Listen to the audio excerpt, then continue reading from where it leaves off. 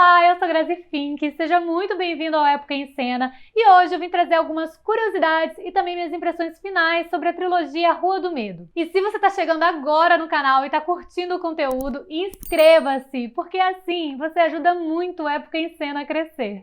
Rua do Medo encerrou a sua trilogia com a parte 3 ambientada em meados do século XVII. Na verdade, esse último filme é dividido em duas partes. A primeira revelando a verdadeira história da bruxa Sarah Fier, em 1666, e a segunda retornando a 94, quando os irmãos Dina e Josh decidem combater o verdadeiro mal que assola a cidade. Inspirados nos livros de R.L. Stine, Lydia Nyák deu vida e tom a seus filmes, que são repletos de referências e elementos de clássicos cinematográficos e literários do terror. Os filmes foram lançados semanalmente na plataforma da Netflix, que para mim foi um aspecto bem nostálgico de quando eu assistia séries de TV e esperava a próxima semana para assistir a continuação. Cada filme é ambientado em um tempo diferente, com o último revelando a verdade por trás da maldição de Shadyside e também sobre a bruxa Sarah Fier. E lembrando que esse vídeo terá spoilers, até porque eu vou falar da primeira, segunda e também trazer revelações dessa terceira parte. Então, se você ainda não assistiu, corre lá na Netflix e confira os filmes antes de assistir esse vídeo aqui.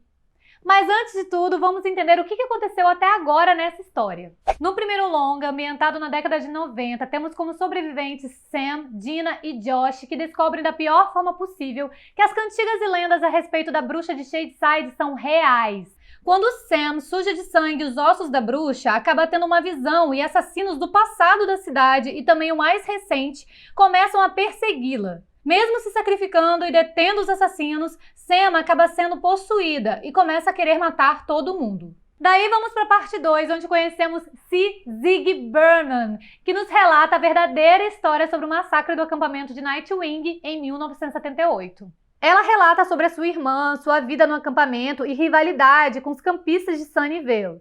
Como Tommy, o monitor de Shadyside, enlouqueceu e passou a matar a todos, e também a sua relação com Nick. E claro, como se tornou uma sobrevivente. Em seu relato, também descobrimos que Mary Lane, mãe de Ruby Lane, era enfermeira do acampamento e tinha informações importantes anotadas sobre a maldição, o que levou sua irmã e amigos a conhecerem a suposta moradia da bruxa e a encontrarem também a mão perdida de Sarah Fier. Do grupo principal, apenas Zig sobreviveu ao ataque, sendo reanimada por Nick Good, que na época tinha sua idade. Unindo as informações dos dois filmes, os jovens entendem que tem que pegar a mão esquelética de Sarah Fier e colocá-la no seu verdadeiro túmulo junto com a ossada para dar um fim na maldição. E quando Dina vai realizar esse ato, ela é transportada para a época de Sarah Fier e revive em seu lugar toda a história da bruxa. E assim, até então, o que sabíamos sobre Sarah Fier? Na primeira parte, sabemos que ela é uma bruxa que amaldiçoou Shadyside e que de tempos em tempos ela transforma pessoas do bem em verdadeiras assassinas, com o intuito de se vingar da cidade. Na parte 2, segundo as anotações da enfermeira Mary Lane, Sarah Fier cortou a sua mão maldita na Pedra do Demônio, em troca de vida eterna, deixando assim a marca da bruxa no solo e trazendo as trevas. Outra informação importante que está presente nas anotações da enfermeira diz que quando a bruxa está perto, sangue será derramado, o que explica o motivo do nariz de um ou outro personagem sangrar. E também diz que a maldição durará até que o corpo e a mão se unam, ou seja, está aí uma possível forma de quebrar a maldição. E é nesse momento que começa a terceira parte desta trama. A história reutiliza atores dos filmes anteriores, porém aqui eles estão interpretando novos papéis, mesmo que alguns mantenham a mesma essência. E acompanhando a história, tanto Dina como os espectadores descobrem a verdade sobre a Sarah Fier. Afinal, a moça foi vítima de mentiras de uma cidade supersticiosa. A comunidade entrou numa onda de histeria após o pastor ter matado as crianças locais. E assim eles começaram a atribuir a situação da cidade com a maldição de uma bruxa. E os principais alvos foram justamente a Sarah e a Hannah, cujo relacionamento amoroso era considerado proibido na época. Então a cidade já estava um caos, com assassinatos, doenças, alimentos podres, e aí o romance proibido acabou sendo o estopim de tudo. Esse tema abordado na trama faz referência a eventos que de fato ocorreram, como no caso das bruxas de Salem no final do século XVII. Houveram inúmeras audiências com pessoas inocentes acusadas de bruxaria, algumas inclusive foram executadas por enforcamento. Esse episódio foi considerado o mais famoso de histeria em massa da América colonial. Inclusive, há um filme chamado As Bruxas de Salem, com a Winona Ryder, e roteiro de Arthur Miller, baseado em sua peça homônima, que aborda justamente o julgamento das bruxas de Salem e que está disponível na Telecine. Outro exemplo de caça às bruxas é o filme Silenciadas, drama histórico espanhol ambientado no início do século XVII, que aborda a história de um grupo de adolescentes capturadas como principais suspeitas de feitiçaria enquanto celebravam uma festa na floresta. Esse filme, inclusive, está disponível na Netflix. Nesses dois filmes, os acusadores forçam as suspeitas a confessarem por meio de torturas e ameaças, algo também presente em Rua do Medo, 1666. Porém, aqui, a Sarah Fier assume a culpa para poder poupar a sua amada e assim somente ela é acusada e enforcada. E é incrível notar o quanto isso ainda é atual. Vemos como exemplo o caso Evandro, um documentário da Globoplay que fala sobre o desaparecimento de meninos no Paraná na década de 90. A forma que essa história se desenrola é muito semelhante aos casos que ocorreram no século XVII. Bom, voltando para a terceira parte de Rua do Medo, um dos melhores amigos de Sarah é, na verdade, um ancestral do xerife Good. E de princípio você acha que é um cara legal que vai ajudá-la em tudo, mas logo descobrimos que, na verdade, todo o mal que assola a cidade vem de um pacto que Solomon Good fez com o demônio para obter prosperidade depois de perder sua esposa e filho. E aí começamos a entender como funciona a tal da maldição. Solomon Good entrega o nome de alguém da cidade em troca de fortuna e glória. E essa pessoa acaba enlouquecendo e matando geral, como no caso do primeiro da lista, que foi o pastor da cidade. E aí que aparece aquele templo subterrâneo, aquele coração melequento lá demoníaco. Na verdade, isso não tem nada a ver com a Sarah Fier, mas sim com um pacto que Solomon Good fez com o diabo em troca de uma vida melhor. E claro que Sarah Fier acaba descobrindo e confronta o amigo, mas como todos nós sabemos, ela acaba saindo na pior. Durante uma luta física, ela perde a mão e acaba sendo pega pelo próprio amigo e acusada e enforcada por bruxaria. E a responsabilidade para manter a maldição passa para a geração da família Good.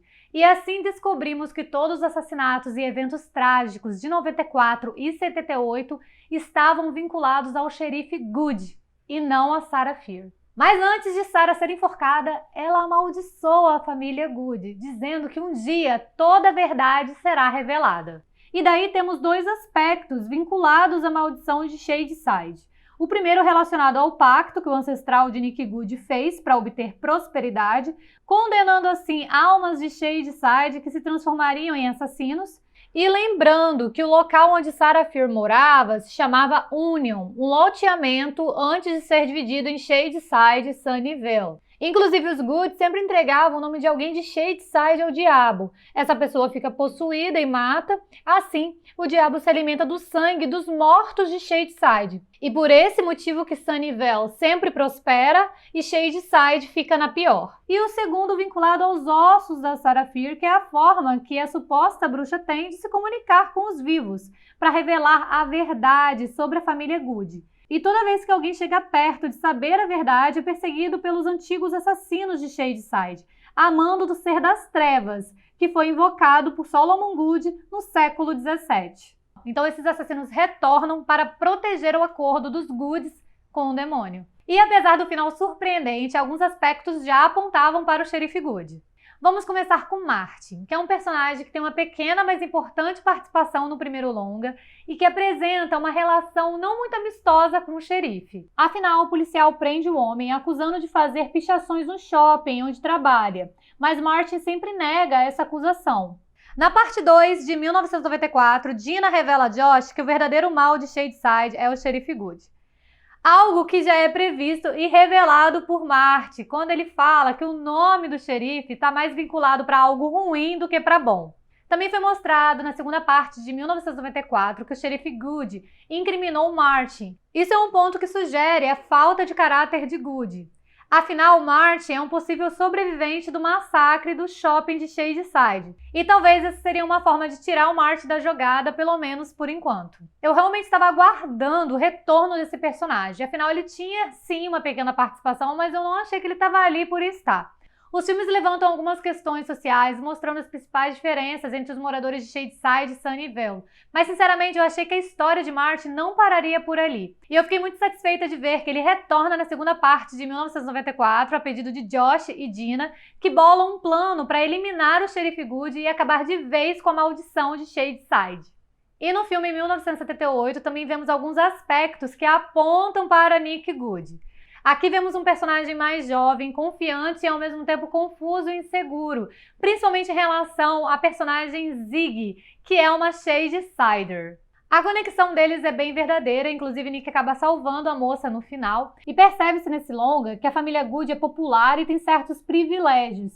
Inclusive, Nick já é visto como futuro xerife apontado por um Kapinski mais jovem. A própria Ziggy o intitula como Rei de Sunnyvale. Então, conhecendo melhor a história, percebe-se que esse personagem está ali ainda no início de seu processo como responsável da maldição.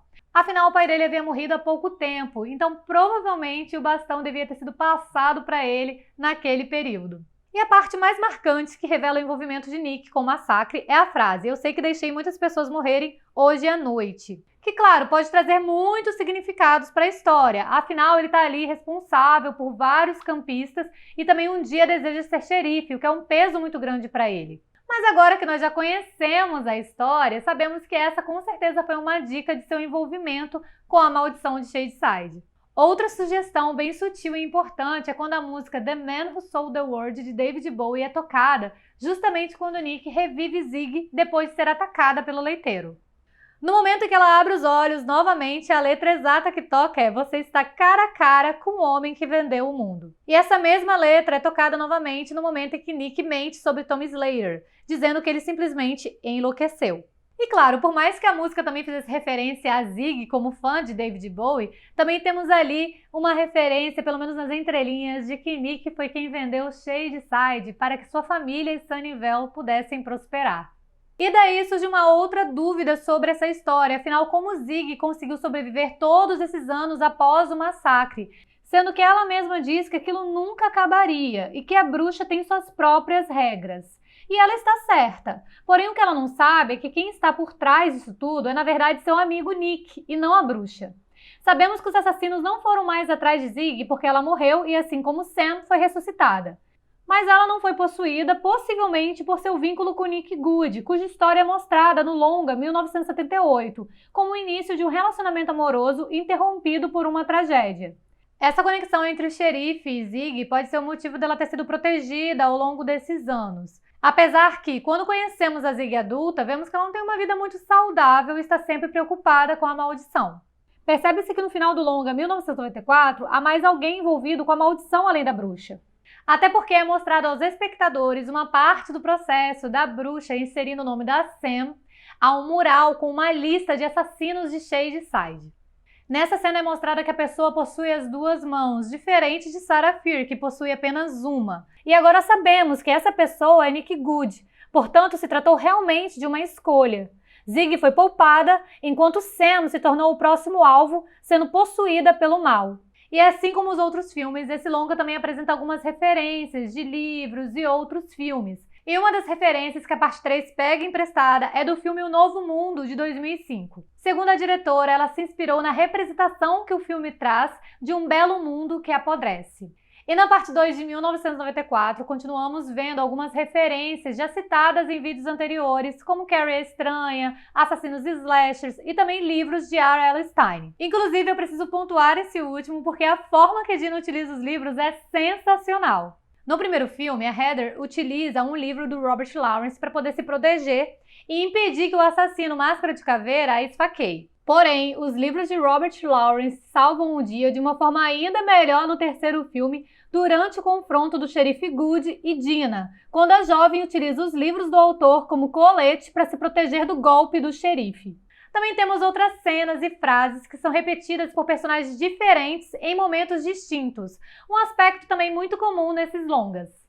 Além das referências e estética dos filmes, uma coisa que eu adorei foi a conexão criada entre eles. Percebe-se toda a preocupação e cuidado que eles tiveram com cada detalhe. A planta vermelha que está no túmulo da Sarah Fear, por exemplo, ela aparece no primeiro momento do relacionamento entre Sarah e Hannah e também quando Hannah prepara uma coroa de flores para ser enterrada junto com Sarah. Outra conexão são as moscas, que trazem uma relação entre o mundo que está se corrompendo do terceiro filme devido ao pacto e os assassinos. E há também vários paralelos que existem entre as linhas do tempo dos filmes. Temos vários momentos no enredo de 1666 que refletem diretamente o que aconteceu no ano de 1994. Como as mães de Sam e Hannah, que dizem palavras semelhantes para acusarem as namoradas de suas filhas. E também temos semelhanças com o Sheriff Good e seu ancestral Solomon. Os dois tentam convencer Dina e Sarah de que eles são confiáveis, mesmo que os dois escondam um grande segredo que pode prejudicar toda a cidade e seus moradores. E temos também semelhanças entre a personagem Kate de 1994 com sua outra personagem do século 17. Na história de 94, Kate se refere às pílulas que vende como blueberries e bananas. E em 1666, ela distribui frutinhas alucinógenas em uma festa proibida na floresta. E também temos vários momentos que os personagens prenunciam os destinos de outros, ou dizendo que um personagem vai sobreviver e até mesmo ameaçando o outro de morte. E olha que esses personagens estão brincando, mas geralmente essas mortes acontecem.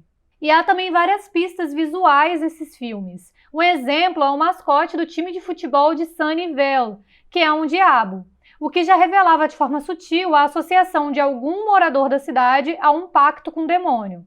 Porém, no início não ficava claro até que ponto isso teria relação ou não com a maldição e a bruxa de Shadyside. Uma coisa que eu não mencionei no primeiro vídeo e que achei interessante pontuar é que, apesar da referência ao filme Pânico, é provável que a roupa do Máscara de Caveira seja inspirada em outro livro de R.L. Stein, Halloween Nights 2. Bom, no fim a verdade vem à tona, quebra-se a maldição e Sunnyvale começa a se dar mal.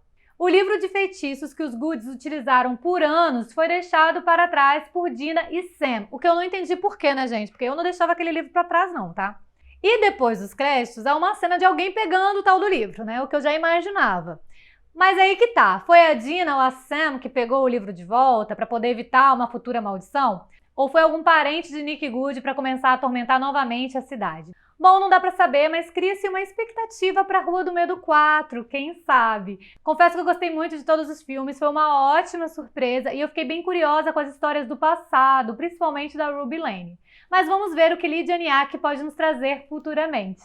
E essas foram as minhas impressões sobre a trilogia Rua do Medo. Mas e você? Me conta aqui embaixo o que você achou dessa trilogia? Qual é a sua parte favorita? Se você gostou do vídeo, deixe seu like, comenta e compartilha e inscreva-se para acompanhar todas as novidades, curiosidades e análises de filmes, séries e livros. Eu fico por aqui, um grande beijo e até o próximo vídeo!